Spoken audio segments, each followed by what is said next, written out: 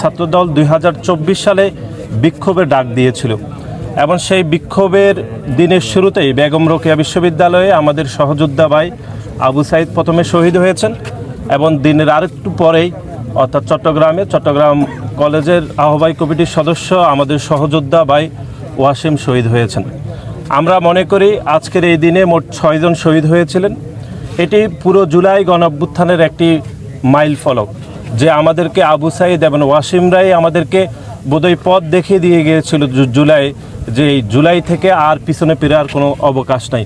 এবং আমি মনে করি জুলাইয়ের 16 তারিখ শহীদ ওয়াসিম যে শহীদ হওয়ার পূর্বে তিনি যে সামাজিক যোগাযোগ মাধ্যমে স্ট্যাটাসটি দিয়েছিলেন যে চলে আসুন 16 শহরে, এটি বাংলাদেশের সকল গণতান্ত্রিকামী মানুষ এবং বিশেষ করে বাংলাদেশি জাতীয়তাবাদী উদ্বুদ্ধ সকল মানুষের জন্য একটা মেসেজ ছিল, যেই মেসেজটি আমাদের দলের তৎকালীন ভারপ্রাপ্ত চেয়ারম্যান জনাব তারেক রহমান আমাদেরকে দিয়েছিলেন, যে মেসেজ আমরা ওয়াসিমকে আমরা দিয়েছিলাম।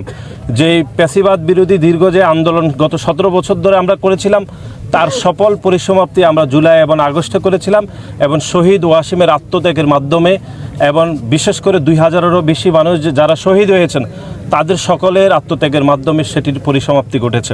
আমি মনে করি আমাদের সবথেকে বেশি গুরুত্বপূর্ণ হচ্ছে যে 2000-এরও বেশি মানুষ শহীদ হয়েছে, প্রত্যেক খুনের যে বিচার সেটি নিশ্চিত করতে হবে। বিশেষ করে খুনি হাসিনাকে দেশে ফিরিয়ে এনে তার বিচার নিশ্চিত করতে হবে। এখন আমরা দেখছি গণমাধ্যমে যে খুনি হাসিনা দেশে ফিরে আসার জন্য বিভিন্ন রাজনৈতিক বক্তব্য দিচ্ছে। আমরা মনে করি খুনি হাসিনাকে খুব দ্রুতই দেশে ফিরিয়ে এনে প্রত্যেক খুনের বিচার নিশ্চিত করতে পারলে জুলাই আগস্টের সকল শহীদদের আত্মা আমি মনে করি শান্তি পাবে।